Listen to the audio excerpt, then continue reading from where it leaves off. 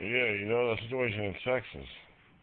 You know, we had only used desalination and irrigated the Texas heartland. We might could have had the infrastructure in place to pump trillions of gallons of water into this Texas fire region.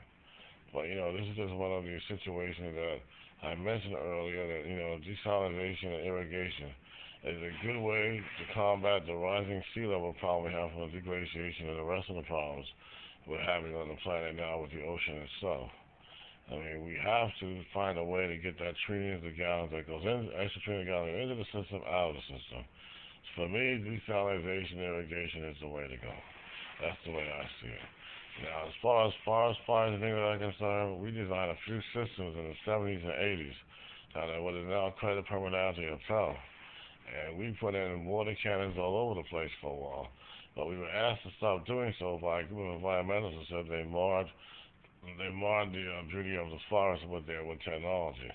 But we now know that it's better to have a water cannon nestled in the forest than to have a burned out area that used to be a forest, or even a burned out housing area that could have survived if we had put in a line of water cannons and maybe fought the fire more effectively. But that is for other people to decide. Hopefully Joshua will get involved and actually get this done for us so we can stop the forest fire nightmare as we see it. I hear that Oklahoma did keep some water canopies and managed to get their fire out, but that's just a rumor at this point in the NRS, the ground station I'm at. But it appears that water cannons will have to be brought in because this forest fire menace is growing and it's getting out of control, and it has to be stopped. It just has to be. We have to use technology to control it at this point. I'm very sorry about the ecology-minded people who don't want water cannons nestled in the forest, but try to make them as attractive as possible.